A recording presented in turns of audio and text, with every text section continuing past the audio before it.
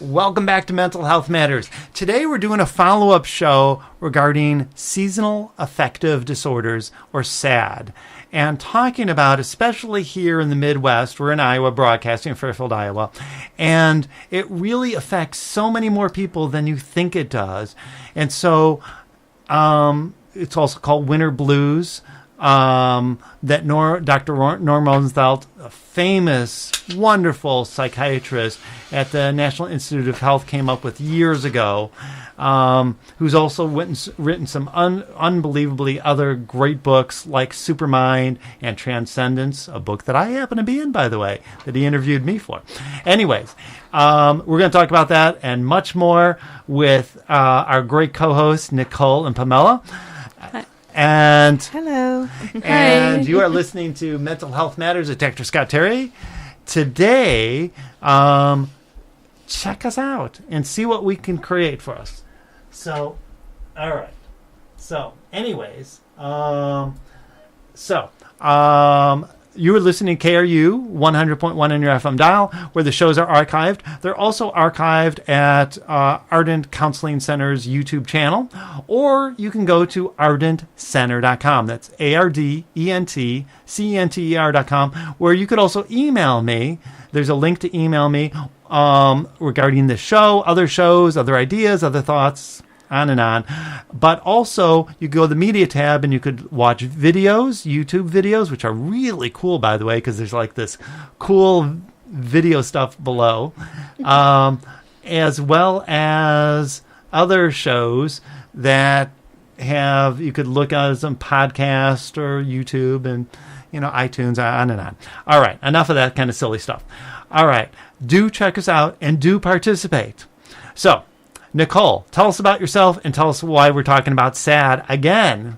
Are you that sad that we need to talk about SAD? Yes, I'm that sad. No, just joking, everyone. My name is Nicole Hester Williams, and I am a reporter with the Fairfield Ledger here in Fairfield, Iowa. And I think it's a subject that around this time of year definitely needs to definitely get some light shed on it. So I think that it's a great subject. No pun intended. No pun intended. Okay. Yeah. Hi, I'm Professor Promila Bahadur. I'm teaching at Maharishi University of Management, and I think this is a very topic that we have to take care of because it is related to our society and the people around us. So we should be talking on SAD, and we should not be sad while talking on SAD. You're very happy talking about that. And it's a really interesting thing, Promila, that you're here, because in India you wouldn't have this. Yes, in India we don't have that because we are playing with Mother Nature, and we have lots and lots of sun, and I'm happy with that. Love that sun. But there's also drawbacks to that, right? Where you could have too much sun and it could be dangerous, right? But you have ways to escape from it, but not getting sun at all, will leave you in some blues. Absolutely. Well, but you also have things you can do like that, such as light therapy we talked about before. Yes. And everybody should look that up. And you could even get light therapy boxes from Costco and all kinds of places. Wow. It's mainstream now. You don't have to, it's not thousands of dollars. It's not a huge amount of money. It's like if you've got something on, deal with it. We're going to stop being in denial about whatever is going on in our lives and get how we can take control. So a big theme of all our shows is how we can take back control and power into our lives. Education, Nicole, as you say over and over again, is central to everything. Absolutely. Just knowing what to do and getting how do I take back control. Mm-hmm. And one of your things today is talking about vitamin D. Right. So talk about vitamin D and why that's important. Well, I can tell you from someone who has a vitamin D deficiency right now, I'm actually taking some supplements for vitamin D. How do you know that you've got a vitamin D supplement problem? I actually, nowadays, it's easy to test. If anyone doesn't know whether they have a deficiency or not, go to your doctor. Let your doctor know that you're feeling some of these symptoms that are associated with vitamin D deficiency. And your doctor, did you a test? Yeah, they tested my blood, of course, and told me not somebody else's. No, not someone else's. Okay. It was mine. Okay. Yeah, and they were able to see that I did have some lower levels of vitamin D. Now you're from the South. I'm from the South. Again, lots of sun. I loved the beach. I would go out to the beach. I'd walk the beach. So I got into the sun quite a bit. But it could, again, there's always dangers on the flip side. You have to be wary about too much sun. Right. Right. And so it's always a balancing act. Now, the vitamin D is interesting because vitamin D is produced by getting sunlight. Absolutely. And there is sun in winter. And so actually I notice, for example, for myself, I'm a very active guy and I get out a lot. But the problem is that in winter, I often don't go out and I don't get the sun. And one of the things I did yesterday, me and my lovely wife, she encouraged me to put on my long johns, even though it was really cold out, put on an extra layer. And you know what? We'll go to the forest where there's a little pine still. And so there's a little green. And it didn't matter how cold it was. Once we started moving and really moving, it didn't matter. So it was cold. We got sun. We saw a little green. We saw a little nature. Surprisingly, there was nature. Right. And it's like coming back to being grounded and going, okay, I'm lost in my fear again. And we talked about in other shows about difference between fear and worry. And it's just like, no, that's just worry. I'm lost in my head. Oh, it's cold. Oh, I don't want to go out. And it's like, no. Right. So, well, Scott, you are like, I just feel blessed to be from India, because in India they firmly believe in nature therapy. So see, nature has cure for everything. Like you went out yesterday, had a bit of sun, you put that extra layer, but see, Mother Nature is always there for you, welcoming you from both open hands. So that is how we see into the nature, and nature has the cure actually. Sitting back in home might not help you that much. Moving around and exposing yourself to the nature may help you more actually. You might get a shade darker, but still you will help. Oh, it's worth it. Okay. So, Nicole. Yes. We talk about this vitamin D. Yes. And, it's really interesting. Sometimes people for SAD get SSRIs. And you know what? Sometimes, you're sort of, sometimes you don't need to have a bulldozer when just a little tap will do. Wow. Right? Yeah. In my way of thinking, I'm really into this notion of whatever works. Right. Stop with the judgments and the shame and the guilt and the remorse. We've talked about that. None of that stuff, right? What we're talking about is what works. And if taking a little bit of vitamin D works, why take something that's much stronger with side effects when it might not be necessary? But if it's not working, okay, then let's come up with something else. Right. Yeah. So if I'm doing basic replenishment, right. So if it's vitamin D that's missing, so you take how much vitamin D?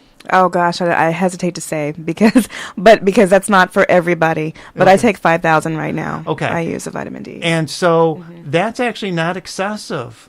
It really depends on what you need. Right. Therapeutic doses really are, 2,000 to 5,000.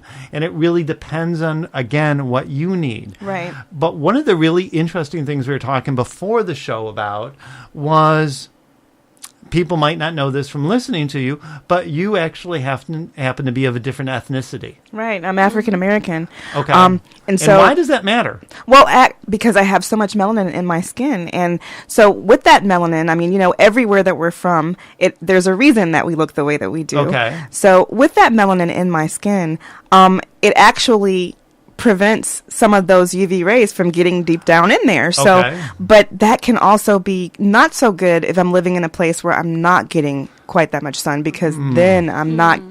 Then it's double. Then it's like I'm really not getting that vitamin D. And a lot of people tend to think that vitamin D is actually a vitamin, but it's not a regular vitamin. It's actually a steroid hormone that you were designed to obtain primarily through sun exposure. So not really by your diet. Right. And you could take a natural vitamin D, again, incredibly inexpensive.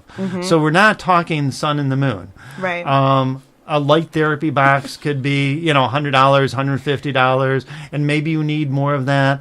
Yeah. There's a couple other things Dr. Pamela is going to tell us about. But Dr. Pamela. Yeah. Hello. Hi. Now, you also happen to be a darker shade. Is that I don't know if I'm being politically correct, so excuse me if I'm not. We don't mind being dark. Okay. We love being dark. All right. Caramel and chocolate. Okay. And I actually, well, and it's interesting because my wife's, again, from Australia, and she is very light-skinned and tends to burn, and it's very dangerous. And in Australia, the sun's very, very strong, especially she's from the tropics. Oh. And so they're incredibly concerned about sun cancer, and, it's very serious. Oh. But then she comes here, and she's having sometimes the opposite.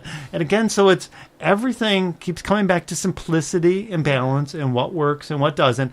But the point is education. Find out. If you're finding yourself a little blue and a little sad and a little like, why is it every winter I get like this? You need to do something, right? So let's talk about some things to do. Yes, as Nicole was just talking about that she took some medicines, and you were talking about your wife from other continent. My idea is that we should be talking about something like, I always believe in going back to the nature. Yes. So my suggestion would be like, I was just reading some article which was suggesting that how you can get those omega-3 fatty acids for yourself, and some remedies that nature has to offer you are like flax seeds. So flax seeds, so omega-3s, if you're vegetarian, doesn't always have to be fish oil. Yes. Right. So I take a fish oil because I do fish. I don't eat meat, but I do fish. But I know a lot of people like my wife and you don't do fish. And flax seeds, which are wonderful. By the way, when you're doing flax seeds, always better to have freshly ground. From what I've been told. And that has been suggested in India also. That roast those flax seeds, ground them, and then have it in the morning. I've never roasted them. I always do them I get the whole flax seeds, I grind them up, I put a little juice or a little something, maybe a little coconut I've got, and that might be my breakfast every morning. It keeps me regular. It keeps me, but it also gives me some omega-3s. It makes me feel better. Oh yeah, but the suggestion is that the general idea is that if you are taking some medicines, take it with some lukewarm water because it will affect you more actually. Interesting. So I will try that. Try that. Okay. And sometime taking with juice or cold water might not affect your medicines actually. But if you are taking with lukewarm water, it will go with your... Not hot water? You're saying lukewarm? Lukewarm water will help you actually, not hot. And do I have to roast them, or does it... The good idea is that roast them, ground them, take them 1 tablespoon with lukewarm water. That will help you. Apart from this, we are also banking with walnuts. They are also... walnuts are very good for your brain. Healthy, yes. Yeah. So that will also help you actually. And Scott, I'm just going to say that one of the things that I really like about your approach to mental health is that you're always talking about someone getting into their best shape physically, and then after that point then they're seeing what might need to be done therapeutically. And it's just like, again, make it simple. Sometimes the simpler solution's a better solution. We get so lost. I just saw a couple earlier, and part of the problem with couples is that they get so trapped in content. You said this. No, you said this. And it's like we live in projection. What you're doing to me, you're not getting me. As opposed to simple, like the way that I'm communicating, not what am I saying. Right? So for couples, what I often say is your job is not to agree with each other. Your job is to communicate. And even more important than communicate is respect. Respecting your partner and finding a way to have both of you have freedom.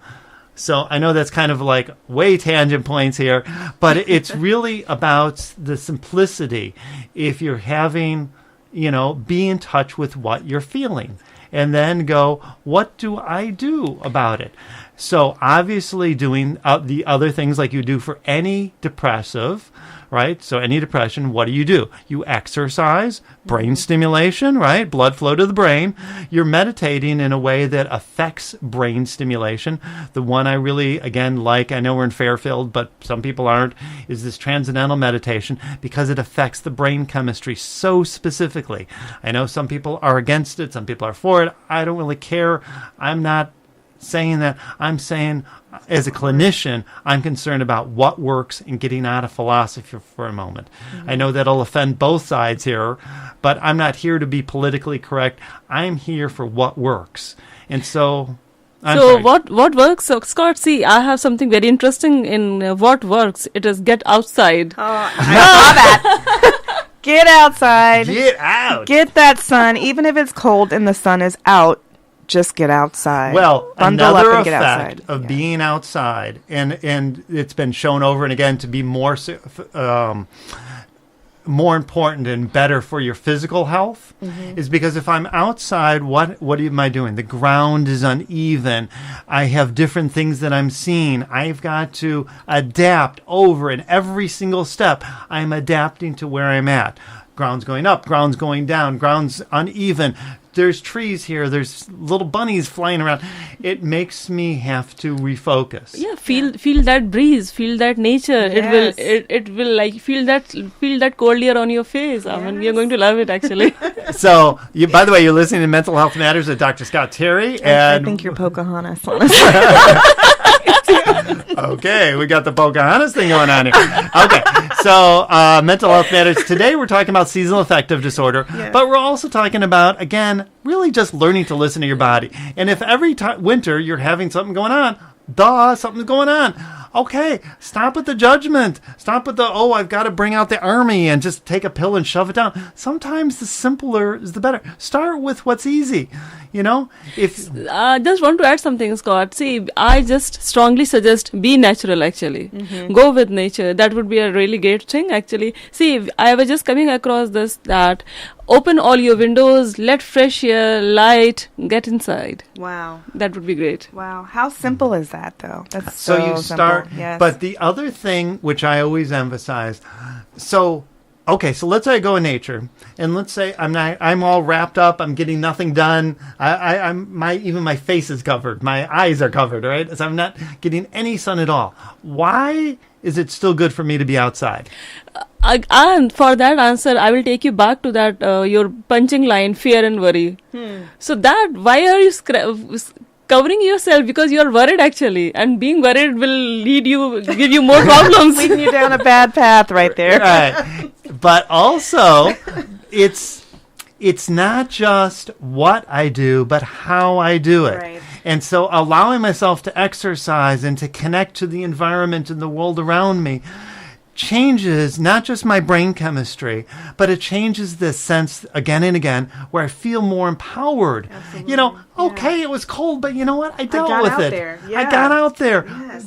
High five, all right. You should do high five. You should go along with nature. You should not go against the nature, I firmly believe. And yesterday I was just going through a very nice article from a very famous dietitian. She was suggesting that please have all those fruits and vegetables which are really come into that season actually. Basically, see what happens. These fruit and vegetables have those cure for your ailments. So please open yourself, get into the nature and...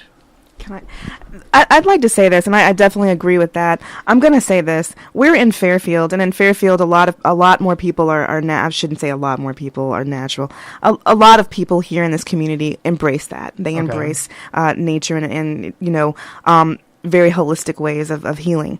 So, but there are communities out there who might be listening where it's just like the rat race.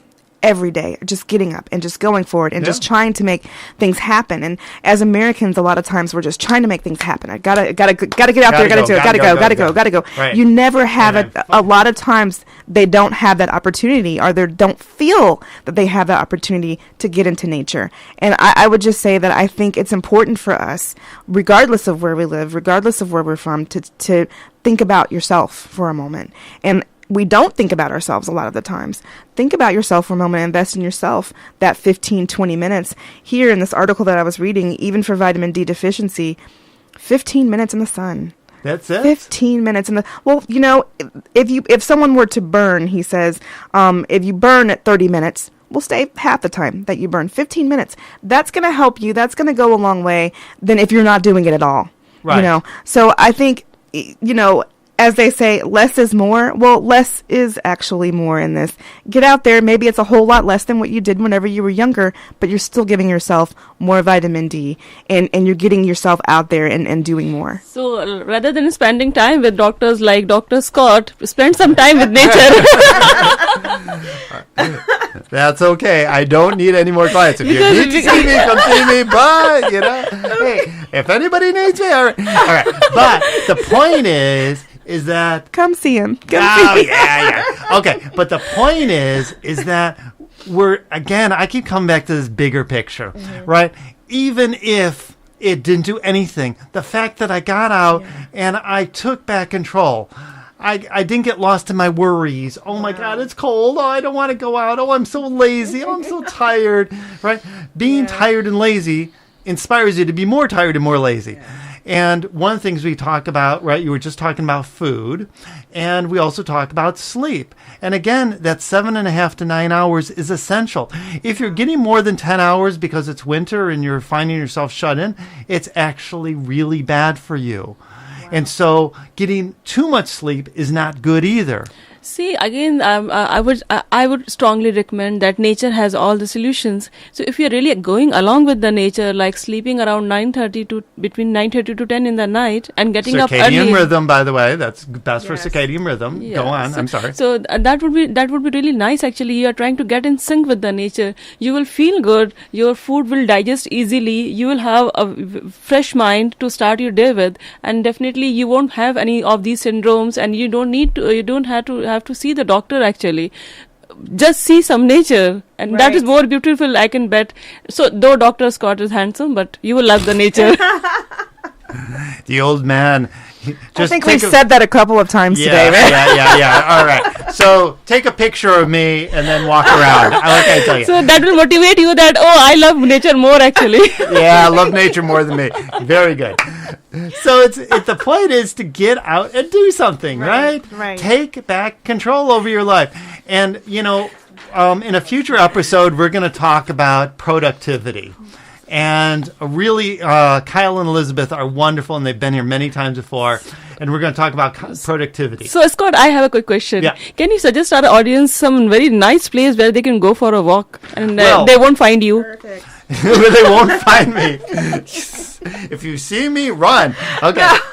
See, that'll inspire you to get some exercise. You see me on the street, you think, oh my God, he's going to talk to me about what's... Run the other way. At least you'll get some exercise. On a serious note, just suggest some nice countries where they can go and just do... Yeah. Well, so one of my big things is using your environment as a tool in your own growth. Yes. Wow. And that environment is, yes, sometimes nature and trees. And you know what? Even in New York City, and certainly in Chicago, there is nature everywhere. But we're in Fairfield, and we are blessed with many parks with some beautiful trees, evergreen trees that even have green even in the middle of winter. Okay, that's one environment. But you know what? Even if your environment is your desk at work, you know what? Make that a desk as a useful tool for being productive. Okay, maybe you get some house plants. Maybe you set up your window to be more open and to get outside. Maybe you park a little bit further away and force yourself to walk a little bit. I surely agree to you, because while teaching in the class, I do put off those blinds so that some sunlight can enter in the class actually. Absolutely. That really helps. I bet Nicole does something like that. Oh, well, I'll tell you, where I used to live, I couldn't wait to get up in the mornings because I'd get up and the sun would be in my kitchen. And it actually made me feel fantastic. It was like drinking orange juice. And but that's how I felt. It just, oh, wow, there's the beautiful bright sun. I think that it is definitely very important to do something to change your surroundings, to make it more. And so you use your environment Absolutely. as a tool. Right. And I teach therapists. I train and supervise lots and lots of therapists, hundreds of therapists actually over the last several years. I have about 70 clinicians who work under me currently. And what's really interesting about what we create is I keep reminding everybody, use that environment as a tool. Right. Sometimes you don't see kids in an office. You know what? You go out and play with them. Sometimes you use your house as an environment. Right. And your house has been toxic and hasn't been productive. We're going to have the wonderful Jonathan Littman on at some point, and we're going to talk about different kinds of architecture and using that architecture, in this case, Vastu architecture, which we'll describe later on. You can believe it or not, but, just having sunlight coming in, and how am I using that sun? How am I using my environment as a tool to help me grow? We're social creatures. Yes. That means we're social also with the world around us, with the animals, with nature, with our buildings, with whatever. It doesn't just mean we're social animals with people, And so we are here to be connected. You isolate somebody, the surest way to drive somebody crazy, you lock them in solitary that they can't connect with anybody or anything, right? If we talked before in a previous episode about if you're wanting people to get better, right? I'm not saying that criminals, for instance, this is a tangent here, but criminals shouldn't be punished for what they do. What I'm saying is if my goal isn't about punishment, my goal is that people don't do bad things again, and in fact, even better, that they do something about the bad things that they created. That they're responsible for the badness that they created. So the way to do that is find avenues to reform them and change them so that they could make up for what they did. Right. Think bigger, everybody. What do I want to create? Use your environment as a way to make people healthier, not sicker. Yeah, but see, with due respect to your privacy, please open up. Please open up. So opening up will take you near to the birds chirping. Will take you near to those rabbits running around. Will take you near to those squirrels doing something around you, and you will love that basically. And you won't have these syndromes, and you don't need to see doctors every time. Maybe you'll feel more better. I think too, finding your bliss, and I know that's said a lot around here, but I think it's very, very, very true. What does that mean for you? Because that's a lovely phrase. For so me, what do you both think about that? What does that mean? Follow your bliss or find your bliss or what are you passionate about? What gets you going? For me, what that means is, well, I enjoy writing about people, so I feel like every day I'm kind of finding my bliss, and I think that it's important that regardless of what you're doing, that you should do something that makes you feel good, that makes you feel passionate about life. That's why we're here. We're here to learn from each other. We're here to grow. We're here to be who we truly are, and that's what I feel about it. And if you could be that, if you could be passionate, okay. So let's say literally biologically, you're having the seasonal affective disorder. If you could find passion, but I also go with the other word, purpose. We've talked about Viktor Frankl in a number of these episodes of finding purpose in your life. By finding that purpose, passion brings about that purpose. Right. And maybe I'm able to make a difference for others and maybe make a difference for myself. And by doing so, you know what? Regardless, we all have handicaps. So maybe you have seasonal affective disorder. See, Scott, you might agree. We all are social human beings. Mm-hmm. So going against the nature is like, okay. So going against the nature is like, we should not shut down ourselves and grieving and stuff. I think I can bet if you're going outside to the nature, you might love it. Actually, look at the elephants. How they move in their groups and how happy they are actually, irrespective of their sizes actually. Mm-hmm. Nice. All right. Any other thoughts to wrap up for today? And I love, I love both your guys' humor and laughter and smiles because seriously, that is that bliss. Yes. And so, yes, we all experience something. Don't be in denial about what you're experiencing. Wow. Create something, do with it. Stop fighting yourself. And Scott, one last thing. We should remember that we are from nature actually. So going and seeing nature is like going and seeing back your mother, seeing your mother, seeing yourself, and definitely it will give you that what we call it F5 key on your keyboard. That's a refresh key actually. I like that. You come up with the keyboard analogies. Yes. Okay. So excellent thought. Yes. And I like how you keep pushing nature. even if it's frozen outside and you don't think there's nature, there always is something. Yes. That is lovely, actually. Yes. See, nature tells you that, life is the name of change. Okay, it keeps on changing. Excellent way to say it. Life is the nature of change. Yes? Yes. Okay. Bye, everyone. Thanks. Bye. Thank you. Bye. Thank you. Bye. Thank you. Bye. Thank you.